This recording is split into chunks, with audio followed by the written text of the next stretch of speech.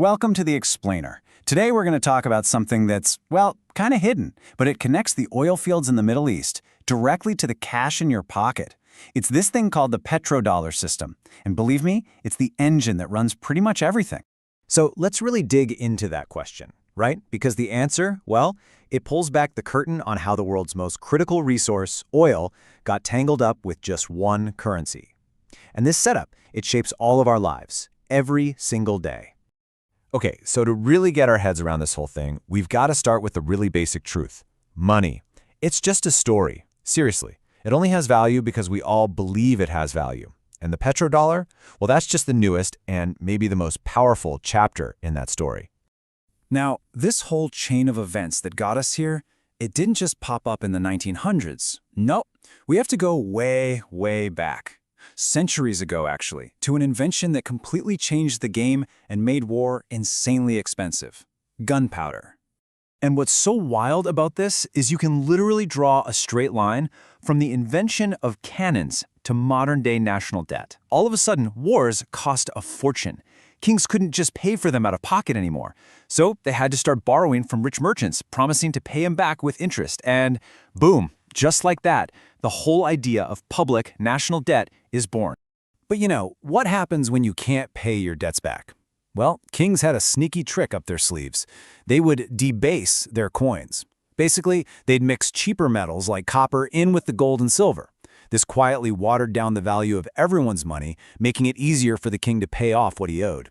It was, for all intents and purposes, the very first form of inflation. Kind of like a silent tax on everybody. All right, fast forward a bit. After the absolute chaos of 2 world wars, you had situations like Germany where the money was so worthless, you literally needed a wheelbarrow full of cash just to buy a loaf of bread. The world was just desperate. Desperate for a new story for money, something stable. So, in 1944, they came up with this thing called the Bretton Woods system, and it promised exactly that: stability. See, the U.S. had most of the world's gold at the time, so the dollar could tell a very simple, very safe story. Every single dollar was, quote, as good as gold. This made it the perfect, reliable anchor for the whole world's economy. Yeah, but here's the thing about stories. They fall apart when they stop matching reality. And by the 1960s, the story of the dollar was starting to look pretty shaky. The U.S. was printing a ton of money to pay for the Vietnam War and big social programs at home. Way more money than it actually had in gold. In other countries, they weren't dumb. They started to notice the story wasn't adding up, and they began showing up saying, hey, we'd like our gold back now, please. And then the bombshell dropped. In one TV announcement, President Nixon just cut the cord.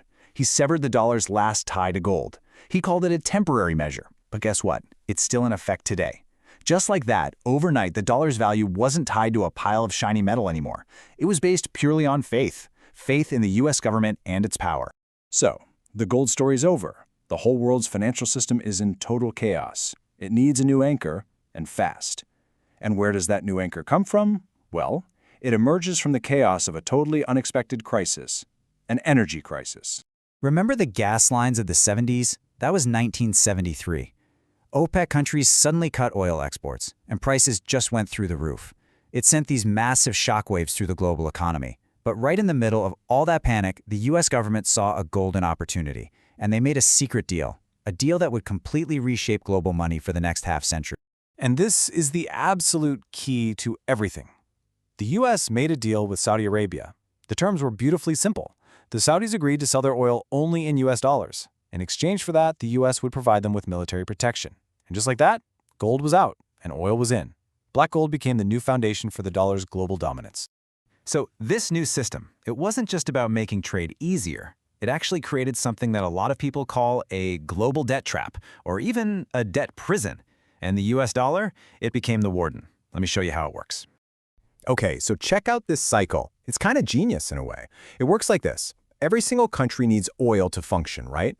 But to buy that oil, they need US dollars. So how do they get dollars? They have to either sell stuff to the US or just borrow dollars. Then, the big oil countries, like Saudi Arabia, they get paid these mountains of dollars. And what do they do with them?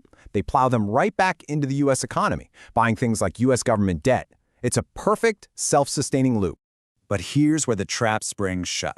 Imagine you're a developing country. You borrow dollars to buy oil for your economy. But then, your own local currency loses value against the dollar. which happens all the time. Suddenly, that dollar-denominated loan you took out, the real cost of it just explodes. You can't pay it back, you're facing default. And that's when the IMF shows up, offering a bailout, but it comes with strings attached. Big strings, like being forced to sell off your country's assets and basically hand over the keys to your economy. And this is the thing you really have to understand. Debt isn't a bug in this system, it's the entire engine. The system needs countries to be in debt. This constant global demand for dollars, to buy oil and then to pay back the dollar loans, it creates this massive artificial demand for a currency that only one country can print out of thin air, the United States. So who benefits most? Well, the perks for the US are just huge.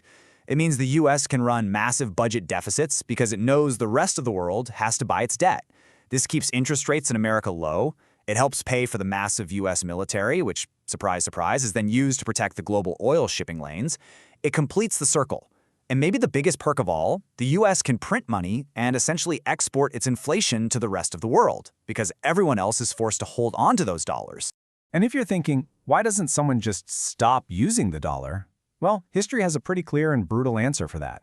Challenging the petrodollar system directly seems to come with a very, very high price. When leaders like Saddam Hussein in Iraq or Muammar Gaddafi in Libya started talking about selling their oil in other currencies, well, their regimes didn't last much longer. And other countries that try to get around the dollar, like Iran, they get hit with absolutely crippling economic sanctions. So for 50 years, this petrodollar system has looked like an unbreakable fortress. But even the strongest walls eventually start to crack. And right now, despite its incredible power, the system is showing some really big, undeniable cracks. It's really been a series of major events that have put the search for an alternative into overdrive. First, you had the 2008 financial crisis, which really shook everyone's faith in the US financial system. Then you've got the incredible rise of China, creating a whole new center of economic gravity. But the real game changer? When the US froze Russia's dollar reserves in 2022. That sent a shockwave through every central bank in the world. The message was loud and clear. If they can do it to Russia, they can do it to you. But here's the problem. Finding a replacement for the dollar is really, really hard. I mean, look at the alternatives. The euro? It's a huge economic bloc, but it doesn't have a single government or military to back it up. China's yuan? It's backed by a massive economy, sure, but the government controls it tightly, and it's not exactly transparent. And going back to gold? It's a nice idea, but it's just not practical for the massive scale of today's global trade.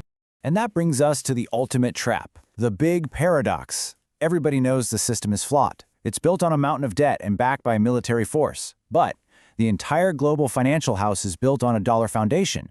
If you try to pull your one brick out, you risk bringing the whole house down, right on top of yourself. It's a systemic trap. Because here's the bottom line. No empire lasts forever, and no reserve currency lasts forever either. The petrodollar story has been the defining story of our world for half a century, but you can tell it's getting old. So the real question isn't if this system is going to change, it's how. Is it going to be a slow, steady shift to a world with many different powerful currencies, where things are traded in dollars, but also euros and yuan, maybe even some new currency? Or is the final chapter of the petrodollar story going to be a messy, chaotic, and maybe even violent global crisis?